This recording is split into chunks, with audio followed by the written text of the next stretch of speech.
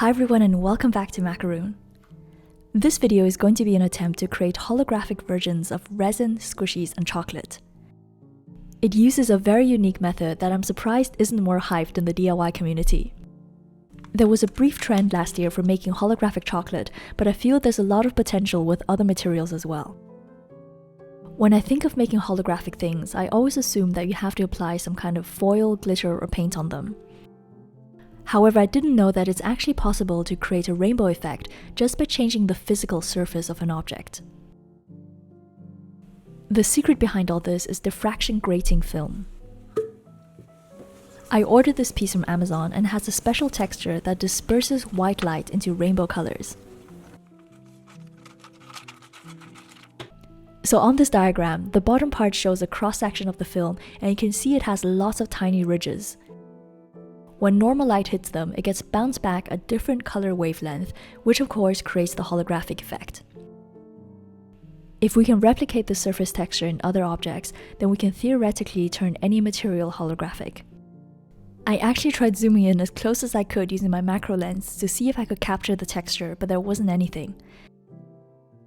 This means the diffraction grating must be tiny and very fragile to transfer into other materials. Another thing I noticed is that the diffraction grating sheets do this cool effect when you move it across objects. This reminded me of a sun catcher film that I used for this video from last summer. This is a sticky window film that creates rainbows, and sure enough, it produces the same blurring effect. The second film I used in this video doesn't do anything, so it means the shiny look is simply a painted foil. The technical name for this effect is dichroic and not holographic because it doesn't generate the entire rainbow spectrum. And of course, the one on the right is the diffraction film that I bought for this video. I couldn't believe that I actually had diffraction sheeting in my office all this time, but I also realized it's impossible to use the window film for this DIY. This is because the adhesive used in the sticker fills up all the ridges, so it's not possible to cast an imprint of the surface onto another material. To get started, I'm going to use this mold, which is supposed to be for making your own granola bars. I'm going to make a simple template of the inside so I can trace it onto the diffraction film. The film I bought has a matte side and a shiny side, and the texture is on the matte side, so make sure that's the one facing up. I was originally planning to test this using candy melt, epoxy resin, and Hitohata gel, but I wanted to fill up the whole mold, so I decided to add squishy gel, milk chocolate, and dark chocolate as well. First up, I'm using a normal 2-part resin from Sophie & Toffee. The mixing ratio is 50-50, and you just leave it for a day or two to cure. I really like the fact that this one doesn't have any smell, which is one of the things that bothers me a lot with other resin brands. The next one is Milky Hitohata Gel, and I have a lot of information on this in my last video, so be sure to watch that if you're interested in finding out more. The third one is Transparent Squishy Gel, which is also from Sophie & Toffee. This one is silicone based and it normally doesn't stick to plastic, so I'm hoping it might be easier to peel the diffraction grating away. While I was measuring out the last few grams, I managed to spill the entire cup over the table. This meant I wasn't sure how much of each resin came out and I had to guess the final ratio a bit, and I'm really hoping this is going to turn out okay. So now moving on to the edible pieces. The first thing I'm going to use are candy melts, which are easier to work with than chocolate. These can be melted and rehardened without any tempering, so they should pick up the texture of the diffraction grating very well. I placed them in the microwave for 1 minute at 600 watts and it melted nicely. After pouring the cake melts into the mold, I wanted to make a second batch, however this time I didn't add as many to the cup. I used the same settings on the microwave, but I ended up burning these, which I actually didn't think was possible. It looked and smelled disgusting, so I decided to just throw them out and move on. Now we've got real chocolate, and I mentioned earlier that these have to be tempered. Tempering is basically a process where you slowly raise and lower the temperature so the fat inside the chocolate can crystallize evenly. This gives the finished piece a shiny surface and solid consistency.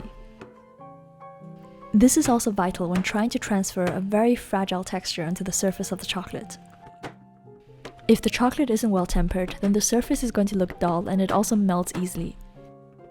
I've never worked with chocolate before, so I'm going to use a rough technique for microwave tempering that I found online. All you have to do is chop 2/3 of your chocolate up and melt it on low. Then chop up the remaining 1/3 and add it to the liquid chocolate before it cools. This should bring down the temperature sufficiently to create a tempering effect. The first one I tried was milk chocolate, and things look quite good so far. I've also seen a YouTube short from the Action Lab channel where they spread chocolate directly onto your diffraction grating, so I really want to try that as well. The next one is dark chocolate, and I used the same tempering method with it. This one was quite a bit thinner than milk chocolate and easy to pour. Now I'm going to leave all of these for 2 days to see what happens. I was pretty excited when checking back because I figured that out of 6 different materials, there has to be some good ones. The first was this spread out chocolate, and you can definitely see a rainbow here. Even though it isn't that obvious, I was still quite blown away because I think it's amazing that you can create all these colors on a piece of food that's still completely edible. This is literally just from the physical surface of the chocolate itself. However, one drawback of this is that the effect can be easily destroyed if the chocolate melts, so that's why I decided to wear gloves and handle everything very carefully. Next was the milk chocolate, and sadly this one was very disappointing.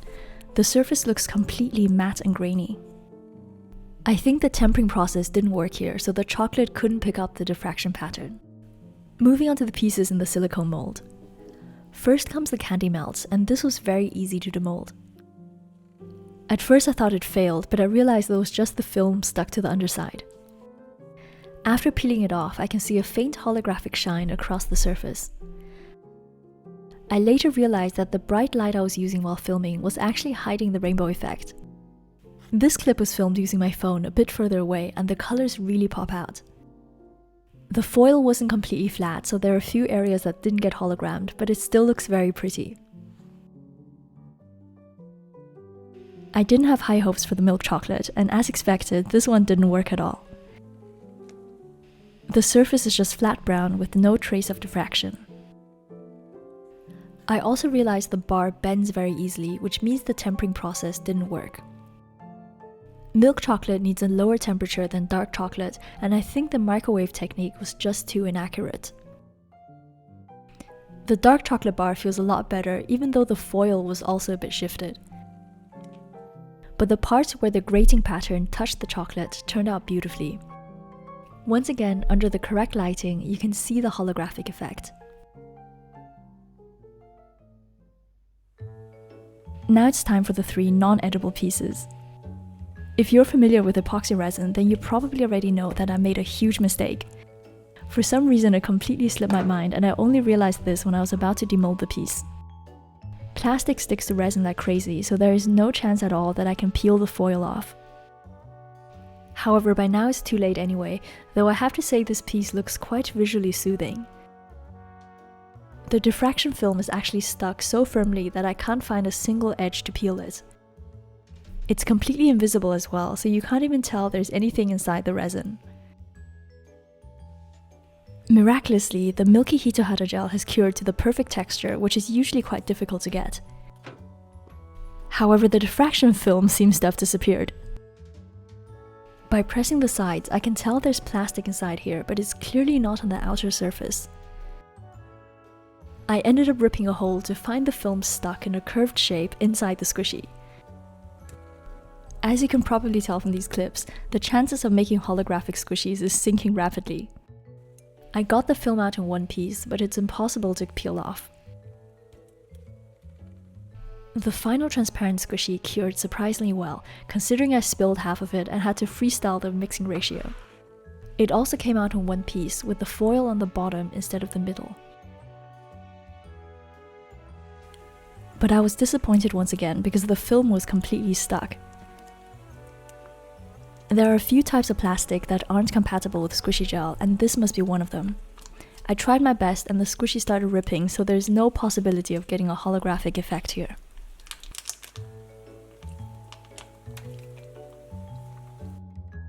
So in the end, the only two that worked were candy melt and dark chocolate.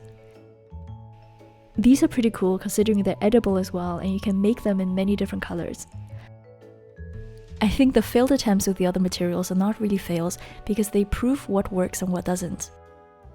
I have a few ideas on how to get the other stuff to work, and I want to test that out in another video. This will involve making silicone or ayumaru molds using a diffraction film instead of trying to pour stuff directly onto it. So if you want to see how that turns out, then be sure to subscribe. I finally have YouTube Shorts now, so please keep an eye out for those. And of course, you can also follow me on TikTok to get all of my vertical content. I'm Joanna, thank you so much for watching, and I'll see you soon. Bye!